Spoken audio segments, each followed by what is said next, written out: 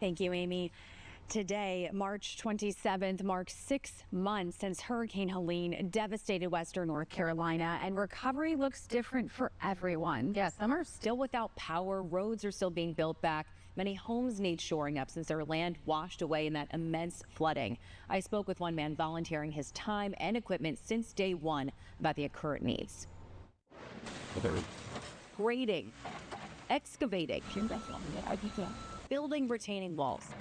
That's all precision grading specialty. We've been in business 20 years. But the materials they're moving, the owner Jake Jarvis would normally have to bring in.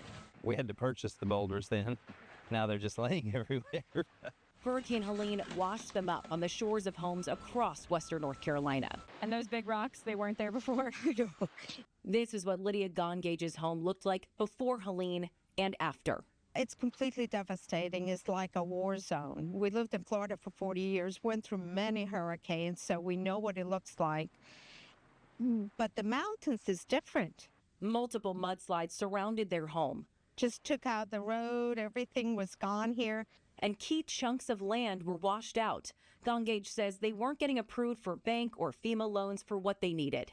It's not that we're poor, but we don't have $300,000 to rebuild for us to be able to continue living here. So Jarvis and his small crew do the work at no charge, nearing $1 million worth at this point. But the biggest cost could be mental. Half a day in, we've run across the first death. I can't sleep at home when the wind and the rain's coming down because I'm worried about people I've helped. Having a support system makes a difference, though. Sometimes it'll get a little sad, but I just love working with Daddy.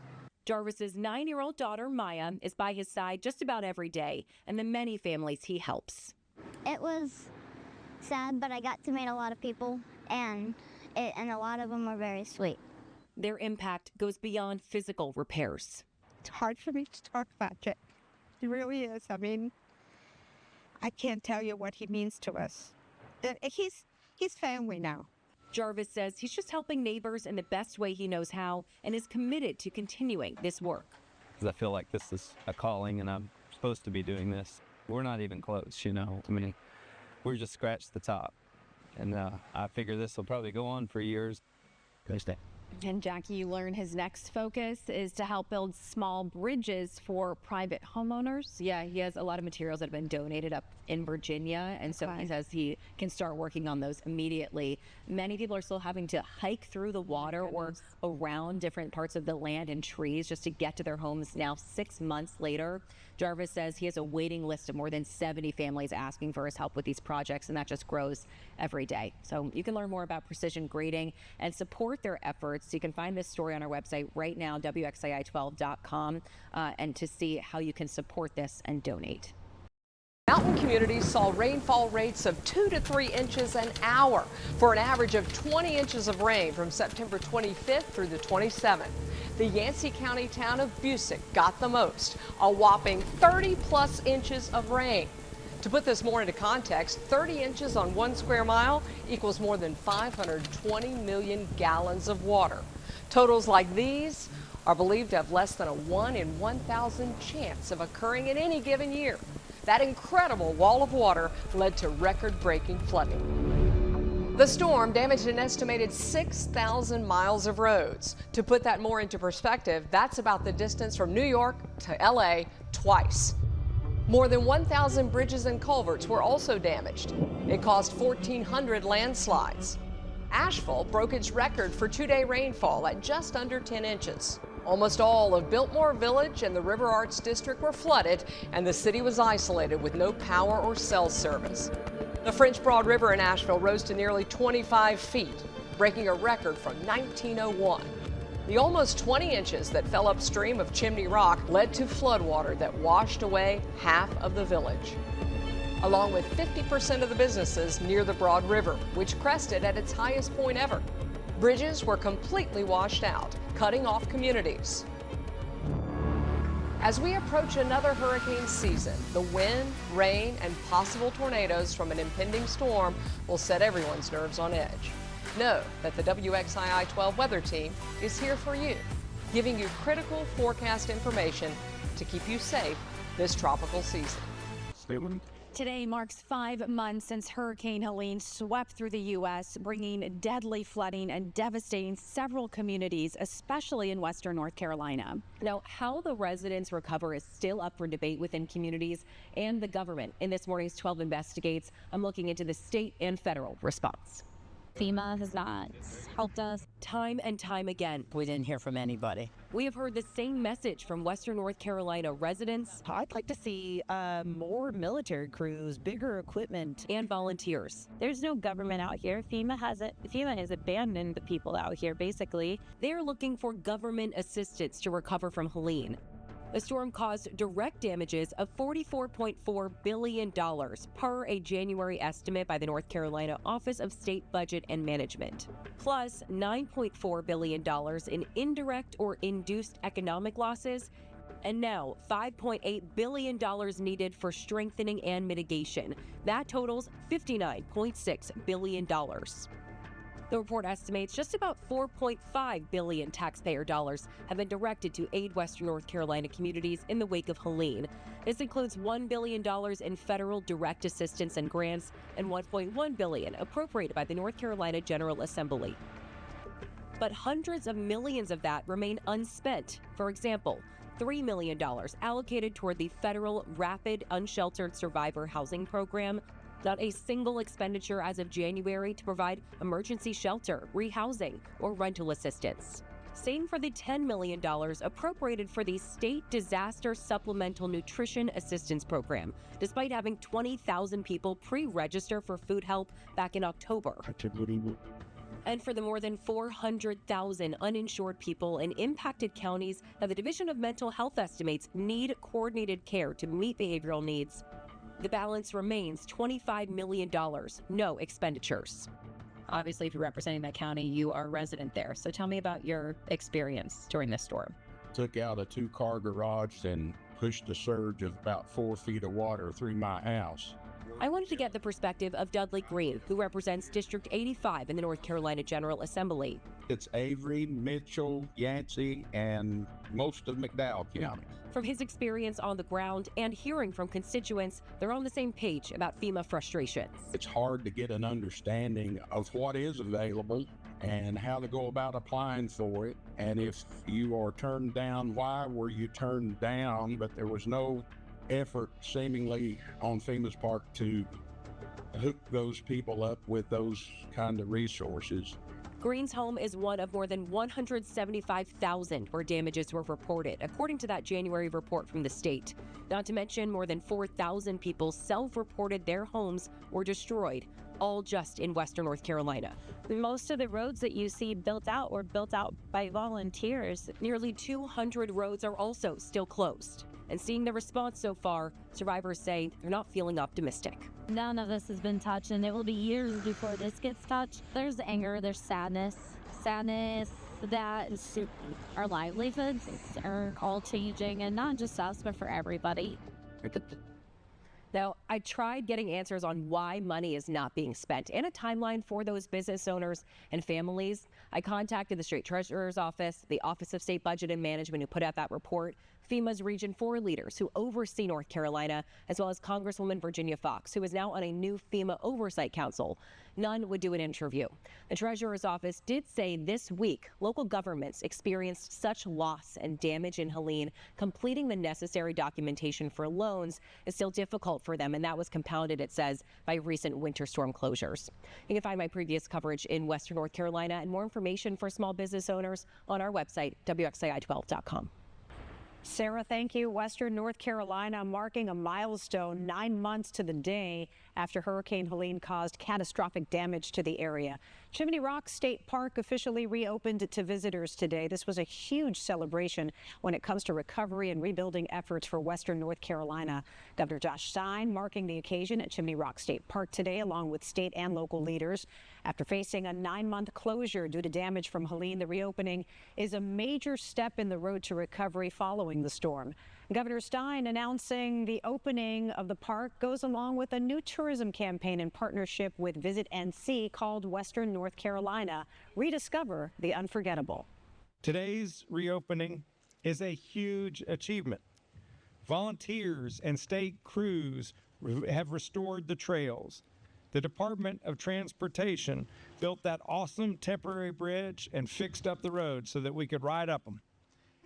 And now, because of so many people's commitment and hard work, I am absolutely thrilled to declare that Chimney Rock State Park is reopened. Reservations are required for entry to the park due to ongoing recovery efforts and limited capacity. But the good news is those scenic mountain views can be enjoyed once again. More progress in western North Carolina. The Department of Transportation says a section of I-40 near the Tennessee state line has reopened a week earlier than expected. It comes just 9 days after major flooding caused a rock slide. Crews initially expected the road to remain closed until July 3rd. And today's reopening comes 1 day after state lawmakers unanimously approved $500 million in additional Helene relief. This brings the total Helene relief spending to more than $2 billion. Our team has been tracking the progress in western North Carolina since the storm hit 9 months ago, and you can watch stories from survivors and the volunteers who are helping the region rebuild right now on our YouTube channel. Just search under the playlist section. For this story, this was more of kind of a meteorological story, and I think something people have to think about is like, they're like, how did this happen? How does a town like Chimney Rock get wiped off the face of the planet, right? Well, the power of water. And so we spoke to a meteorologist that was actually warning that day and the days leading up to it about how they had seen that this was going to be a historic flood. They put out messages like catastrophic wording that they hadn't used before, and just talking about that fear when you're putting out that statement. We've had days of rain leading up to it, and now, yeah, we're easily going to get a double-digit rainfall. And then if you take all of that water and you think about the unique situation with the Black Mountains, and we talked about this, as it went to the west, all of that water ran into Asheville. As it ran to the east and southeast, all of that water runs down Highway 9. And so she talks about the weight of water and the power of water. And if you take that mass of water, weighing this much, moving at this speed into a narrow gorge, this is what happens. I'm going to stop using the word catastrophic because that doesn't describe what's about to happen to you guys. A 20-foot wall of water came crashing through the gorge. I really thought I was just going to drown in my own house. We were basically trapped on a little island. There was people dying and there was nothing that we were able to do about it. No part of my life is the same as it was before Helene.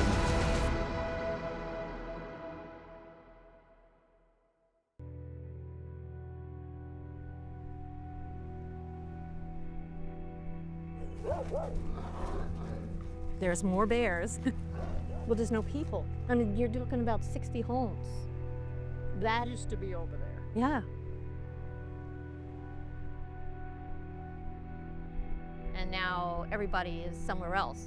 So you don't see your friends every day. You don't get up and go to work anymore. And the biggest thing is we all want to just go home.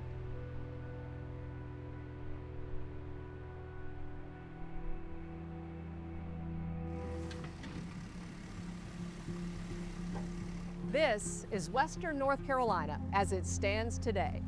12 months have passed since Helene began its destructive path through the mountains. Yet the lives of our western neighbors are still in pieces. Many are still unhoused, still unemployed, and still unable to get basic needs like water and power. Their recovery will take years. North Carolinians are strong. They won't ask for your help, but they cannot do this alone. In the next hour, we will meet the survivors still fighting and the volunteers working to help them. The task before them is simple. They want to go home. Yet the path to get there is so monumental that many are no closer than they were a year ago. These are their stories.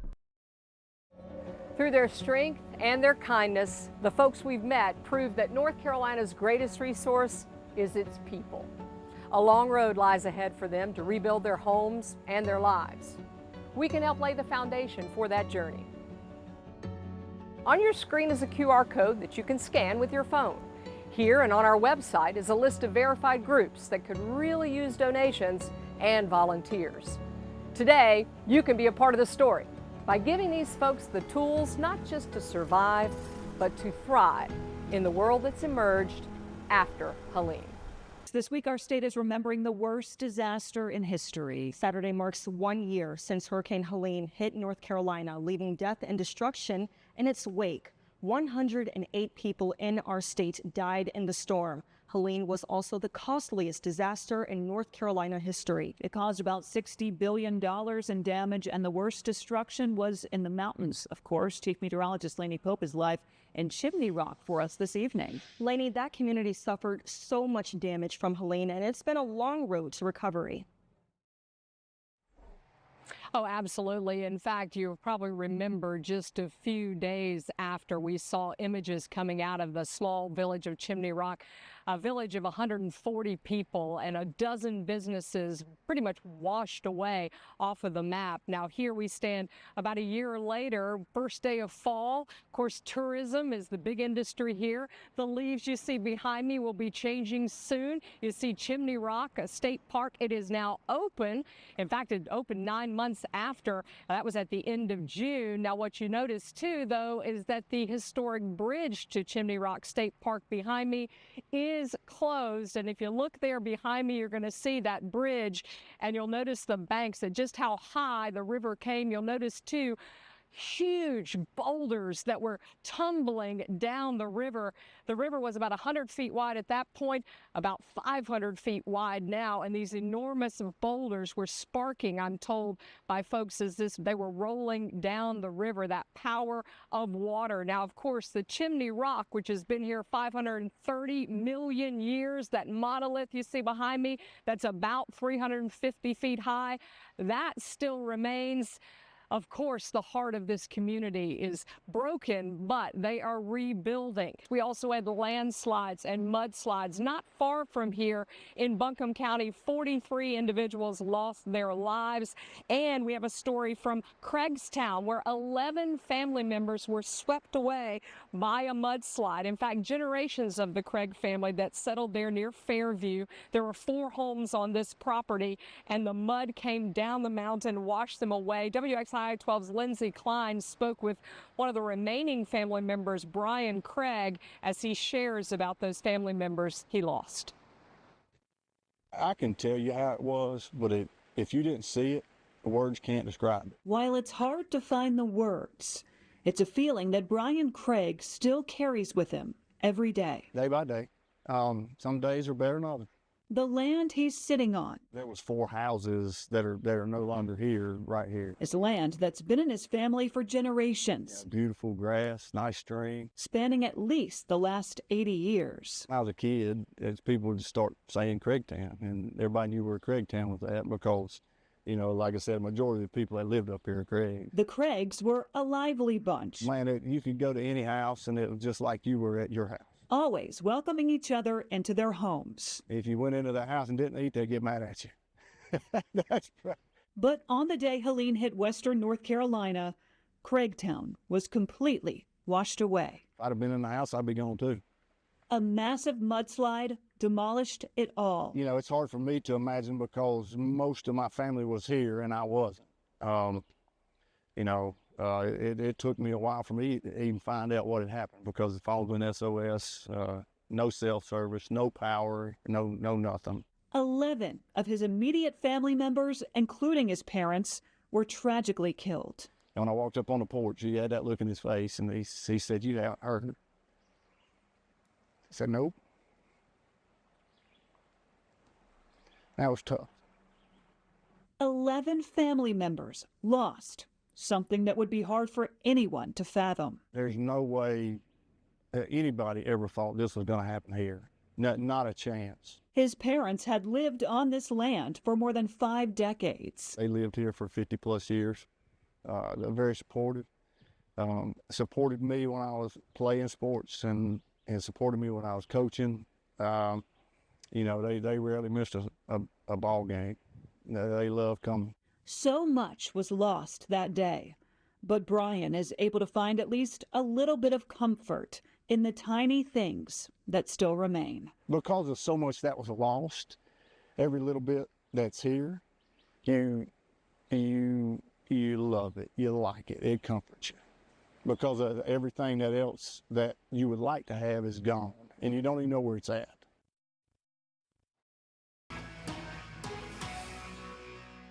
This entire week, we are reflecting on the storm that changed our state forever. Saturday marks 1 year since the remnants of Hurricane Helene devastated western North Carolina. The storm did almost $60 billion in damage, but tonight we are focusing on the destruction that you can't see.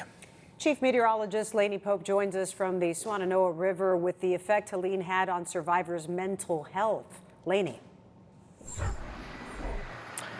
Absolutely. Of course, this week, the anniversary of Helene. So for a lot of folks, the memories really coming back. Now, we are along the Swannanoa River this evening. A beautiful afternoon out here. The sun was glistening off the water, crystal clear water. You can see, though, how the river was up, and outside of it, you see debris on the side as it rose up and really damaged just multitude of businesses and homes along this stretch of Highway 70. Now, the word Swannanoa from the Cherokee is beautiful river. On that day, of course, it was anything but beautiful. Now we're looking at it. It's peaceful here. There's still plenty of physical work that needs to be done, but there is also emotional work that needs to be done too. A story in Avery County we want to share with you, an emotional toll that Helene left behind. We talked to Desi Turbafil, and she shares with us the story of how her family's home floated down the Elk River last year. She tells us she had never experienced PTSD until then. We get past the big bridge, and I drive out, and it looks normal. People are mowing their yards. There's no damage to the roads. The sun's shining, and I just start shaking. I'm like, what is this? Why am I feeling this way?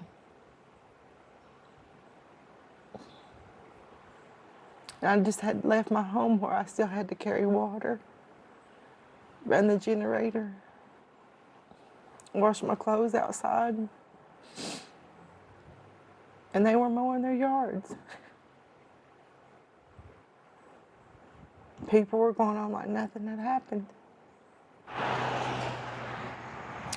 Desi says she's grateful for the close-knit community between her church and her family. She says that is what helped her get through. And even today, this community along the Swannanoa River is coming together. They're having a community day of remembrance, right? There is a group called Resources for Resilience, and this nonprofit group is hosting at the Swannanoa Library right now and inviting community members to come together, share their experiences, learn some tactics and some ways that they can cope with the anxiety, because it is going to be a long road to recovery. Of course, infrastructure, like we were just talking about, was among the worst damage we saw, from impassable roads to littered waterways. Together, officials announced plans to have I-40 completely fixed in the next 2.5 years. I'm incredibly grateful to the NCDOT engineers, mechanics, crews, and contractors for their incredible efforts. And as you can see all around you, construction on permanent repairs on I-40 are well underway. In the meantime, the interstate is open and keeping people connected.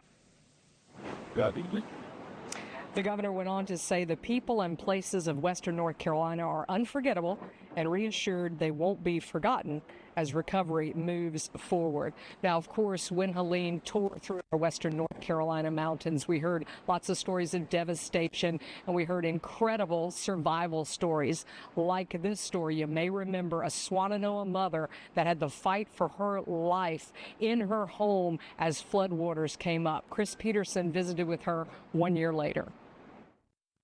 Last year, Emily Russell shared with me her miraculous story of survival as she floated for nearly 8 hours in her Swannanoa home before being rescued. Today, she and her growing family are back home and doing well. It's just the things that you start to remember. You'll just, sometimes it just still give you chills. It's a weary feeling. Emily Russell says she often thinks about that day. Home alone and 7 months pregnant, Russell floated on a mattress as floodwaters from the Swannanoa River filled her home. The water's not stopping. I don't know what to do. there's so much water and stuff going by. I don't think I can even get out a window. And I just was truly terrified that I would drown in my own house. Russell says all she could think about was her unborn child. I kept saying, I got to protect this baby. I got to protect him and just somehow get to where it's safe. When the water level dropped to waist deep, Russell walked to the front porch where her husband led her to safety. Thankful to be alive, Russell and her family had to figure out what to do next. The Russells lived in a donated camper on their property until the first of many blessings unfolded. A lady has an Airbnb up the road, and she was like, that way you can have your son to bring to, a house, and that way you're still close to home. You can stay in here as long as you need. And so we stayed there in that Airbnb of hers until time to come home. During this time, Russell was told her home would have to be bulldozed. But 4 weeks after the storm, 4 men she had never met before showed up and said they were going to rebuild her home. Blessing number 2. It was just like the help of God, the help of all these volunteers that showed up and acted fast. I mean, they literally, I think I was back in my home within 4 months. Whenever me and you first met, the room that I hung onto the mattress in. Russell showed me around her new home and her daughter Natalie's room where she clung to that mattress for dear life. And she introduced me to now 9-month-old Dawson, who was born the day before Thanksgiving.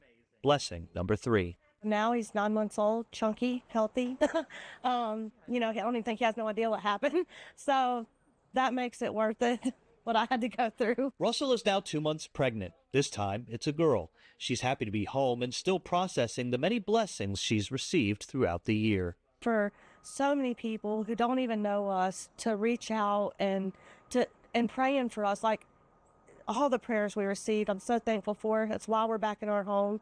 And I hope people keep praying. Russell says she is forever grateful for the outpouring of support from total strangers who helped she and her family rebuild their home. In Swannanoa, I'm Chris Peterson, WXII 12 News.